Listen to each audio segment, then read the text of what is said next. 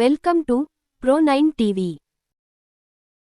శ్రీ సత్యసాయి జిల్లా తెలుగుదేశం పార్టీ అధ్యక్షులుగా MLA MS Raju గారు ఎన్నికైన సందర్భంగా మడకశిర పట్టణంలోని వాల్మీకి సర్కిల్ నందు నాయకులు, కార్యకర్తలు ఎమ్మెల్యే ఎంఎస్ రాజు గారికి ఘన స్వాగతం పలికారు.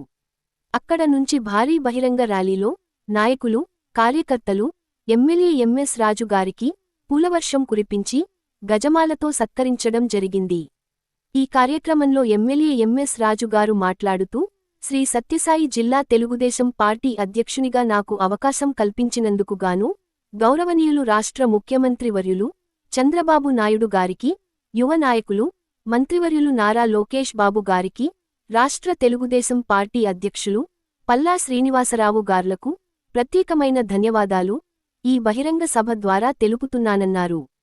కూటమి ప్రభుత్వంలో మడకశిర నియోజకవర్గంలో 16 కోట్లతో నూతనంగా రోడ్లు నిర్మాణం, డిఫెన్స్ పరిశ్రమ, ఒక్క మార్కెట్, రాష్ట్రంలోనే అతి పెద్ద సోలార్ హబ్, నియోజకవర్గంలో తాగునీటి సమస్య తీర్చడం, రైతుల దగ్గర లంచం లేకుండా ఉచితంగా విద్యుత్తు ట్రాన్స్ఫార్మర్లను పంపిణీ చేయడం, అన్ని పంచాయతీల్లో సీసీ రోడ్లు వేయడం, మొట్టమొదటిసారిగా చరిత్రలో నిలిచిపోయే విధంగా గుడిబండ, అమరాపురం చెరువులకు కృష్ణా జలాలు నింపే కార్యక్రమం, ఉద్యోగ అవకాశాలు లేక కర్ణాటక ప్రాంతానికి వలస వెళ్తున్న వలస కార్మికుల కోసం మడకశిర నియోజకవర్గంలోనే గార్మెంట్స్ నెలకొల్పడం, అంటే ఎన్నికల్లో ఇచ్చిన హామీలన్నింటినీ నెరవేర్చడం, మరియు పెనుగొండ నుంచి మడకశిరకు హంద్రీనీవా బైపాస్ కెనాల్, రాళ్లపల్లి, రత్నగిరి రిజర్వాయర్ల నిర్మాణం వంటి కార్యక్రమాలు చేస్తామన్నారు.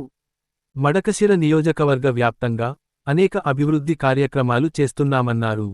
భవిష్యత్తులో నియోజకవర్గంలో అవినీతి జరగకుండా పనిచేస్తామన్నారు.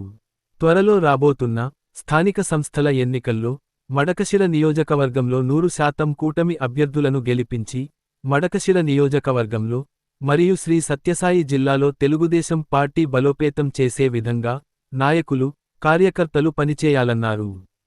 శ్రీ సత్యసాయి జిల్లాలో ఉన్న మంత్రిగారు, ఎంపీగారు, ఎమ్మెల్యేలు, కార్పొరేషన్ చైర్మన్లు, డైరెక్టర్లు, అన్ని అనుబంధ కమిటీల నాయకులతో సమన్వయం చేసుకొని తెలుగుదేశం పార్టీ అధినాయకత్వం ఇచ్చిన బాధ్యతను సక్రమంగా నిర్వహిస్తానన్నారు.